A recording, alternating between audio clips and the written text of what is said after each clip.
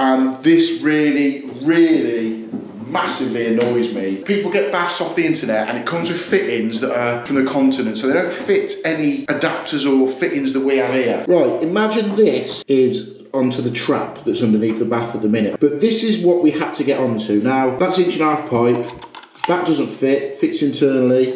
1.5 inch solvent valve fitting, that doesn't fit. 1.5 inch compression fitting, that doesn't fit. I'll show you that. Absolutely annoys the hell out of me. That don't fit, no way that fit in. Even thought, right, we'll try 2 inch. Not that that's ever going to fit into there, but even that doesn't fit.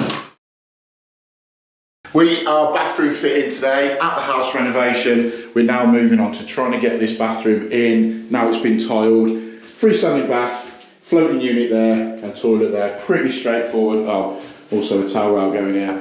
Fairly straightforward. Obviously it's all been carcassed out prior to Terry doing the tiling on it. And the good thing with that is, because we've already got the mixer tap in for the bath, it's just a case of popping the bath in place, putting the cover on there, spouts, handles, connecting the waste on the bath, and that's that section done. Basin is fairly straightforward. Hang it on the wall, connect it up. Toilet, as we know, fairly straightforward.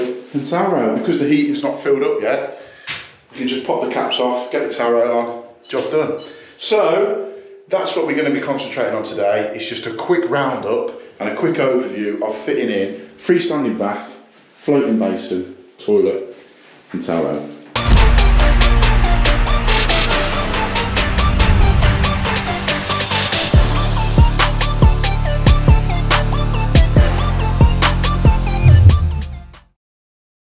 Now the only thing with these freestanding baths is connecting the waste. If you've ever done one, you know you've got to basically jack up one end of the bath or somehow lift it off the floor to, I'll show you, just tip that back a little bit. If I can drop the camera down, because we've got our waste pipe coming up there, and then obviously the traps on the bottom of the bath. We've got our legs to level it up. And then what I think I'm going to try and maybe is put a couple of little blocks of timber on the floor, because if you've ever fitted one of these, they do move about a little bit, and I've never come across what, I'll tell you, I've fitted one where they included like bracing brackets to go into the floor, then the bath sat onto that. But a lot of them, like this one, is just your 4 bath legs, the same as a normal bath, that you adjust to get the level on the bath. But then they move around pretty easily. What I've done before is, underneath, I won't lift it up again because it's a pain one-handed. Underneath here is put a block, like a chock of wood, a block of wood at the end, there, one at the back and one at the front, and it stops the bath from moving around. But I'm just always conscious of the way they move about. They're not great. I always advise to customers when they want them, look, you know, they do have tendencies to move around. When they're full, obviously not a problem, but you can knock them and move a little bit. So that's going to be a little bit of a task we need to address. But to start with, let's try and brace this end up, lift this end up, and we can work underneath it. Right, we're halfway through fitting this freestanding bath now, and this really massively annoys me is when people get baths off the internet and it comes with fittings that are from the continent, so they don't fit any adapters or fittings that we have here. So for instance, let me just show you this.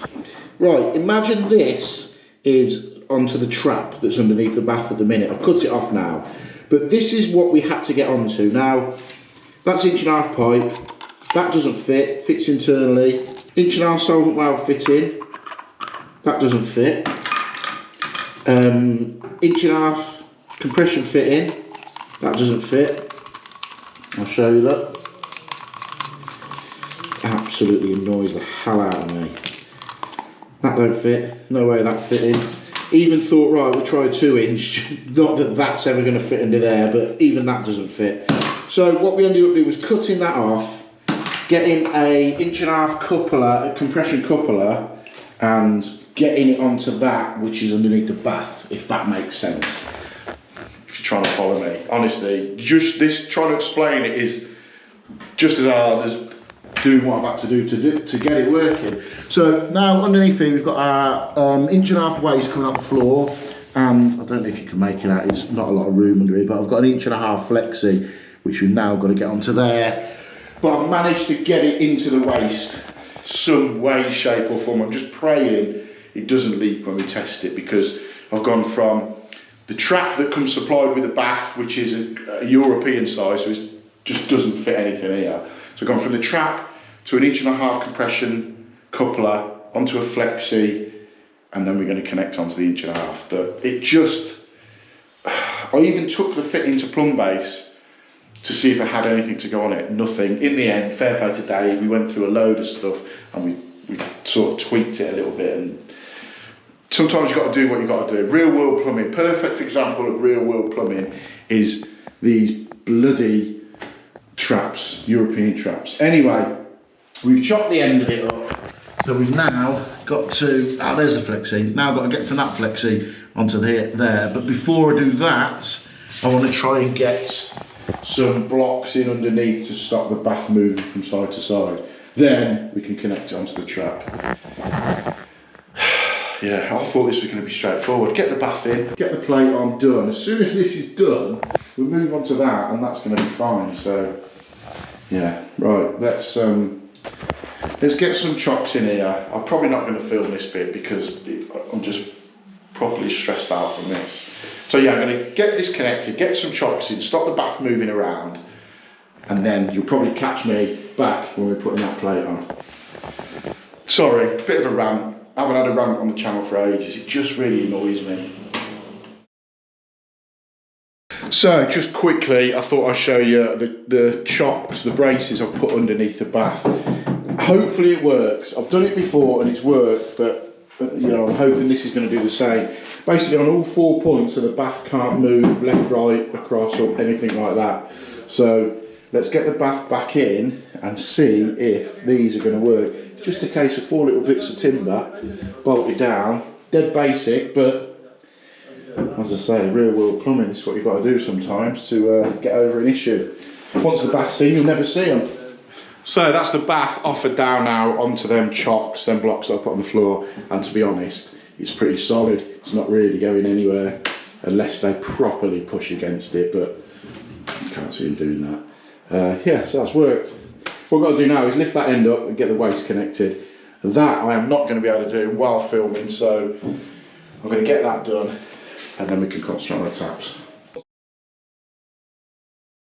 Right, we've got the bath in now. I've put the tap on, and I think you'll remember in one of the early videos I did on here, this lever's missing off this tap setup. So the customer supplied all the fittings and all the suite on this job, so he's got to sort that out. We'll leave that with him. I'm just trying to now mount where this basin unit's going to go. So we need to centre it off everything. So let me walk you through exactly what we've done here. So toilet's going here. Let's measure from the wall to the flush pipe. That's 350. So we need to go 350 from the flush pipe the other way to centralise it, which is this mark here. Now I've moved this mark there up to there so we know where we're working with. So this is the edge of our toilet area here. Measured from the back wall to the edge of the bath, which is here, this mark here. So from that mark there to that mark there, we've got to centralise this unit. So when we centralise this unit, it goes onto that line there, which is just off the grout line. So that means the tap is going to sit just off the grout line. And the grout line is also just off the window line. So aesthetically, it's just going to be all slightly off. And that reason is because of the bath here. We can't push the bath any further back because then the tap spout is going to be literally halfway in the bath. So it is what it is. Unfortunately, it's going to annoy me a little bit because the tap is going to be sort of here, which is a bit of a pain, but there's not a lot we can do about that. That's the unit, that's the unit, that's the toilet, and that's the size of that. Sometimes when you work out bathrooms like this, it can be a bit of a pain, and trying to get everything in line. There's just so many little tweaks that could be done to make it work, but unfortunately on this one, it's how it's going to be. So we're going to mount this unit there, and because if we push that unit further this way, it's going to be too close to the bath. It's going to be uneven gap there with the toilet. So do you want an uneven gap there, that too close to the bath just to get the tap in line with the grout line? No, I don't think we are. So let's mount this where it's going to go, and they're going to have to unfortunately live with that. It's not down to me, it's not down to the toilet, it's down to the fixtures that they want within the space they've got. Right, I'm going to try something with this. I'll show you exactly what I mean. I've drilled, or I've marked 2 sets of holes. These holes on the left, and this one here, is with the centre line being off the grout line. And I've also marked to put the centre line on the grout line. And fortunately for us, if we go for that one, we can still drill it out, and it's going to cover the hole up if we were going to use the grout line that was off centre. So this one now, I can basically drill 2 sets of holes. I'm going to hang it first on the one with the grout line where the tap's going to be, and then offer the toilet in and see if it looks massively out. If it doesn't look massively out, I think it could work, but it's going to be really close to the bath here.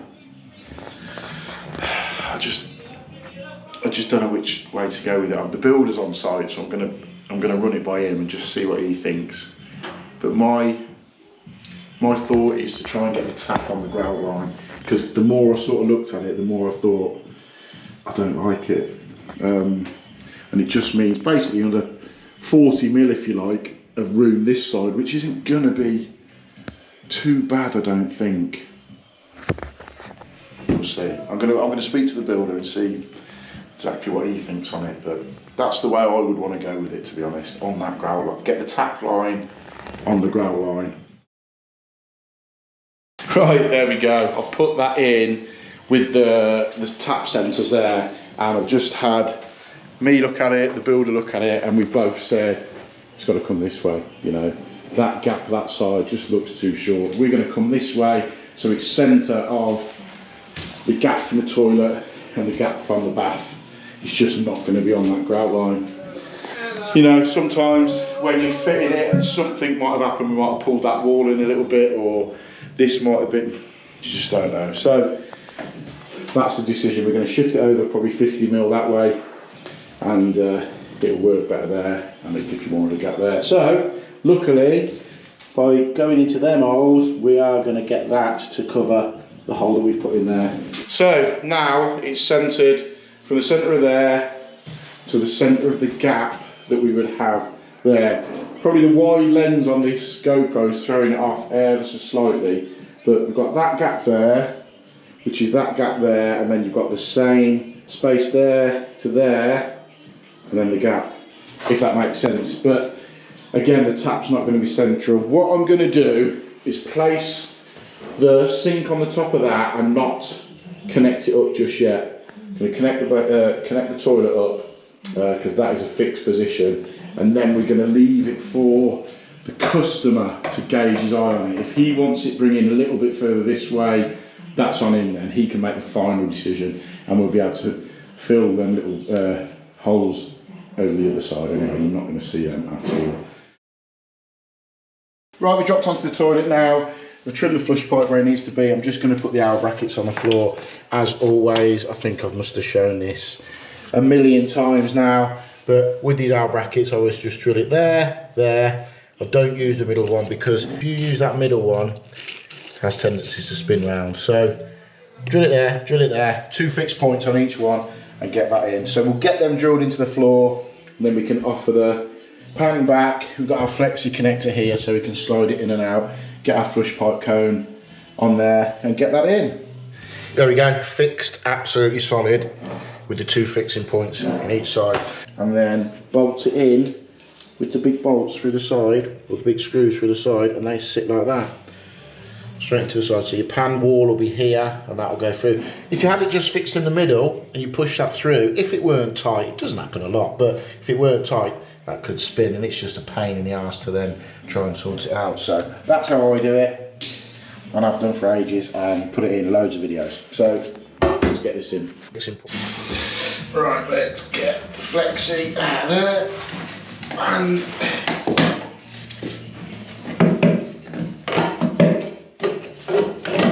flush pipe cone, let's pop that on there. I always find it's easier to pop that on there and push the flush pipe cone on than it is to put the cone in the pan.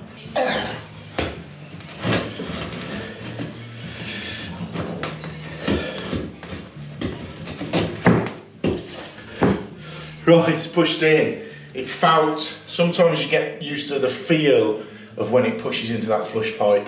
We can always pop the tile off the top, lift it off and have a look down, but I think that's got it. So what we'll do is get the fixing plugs in to the side, like so.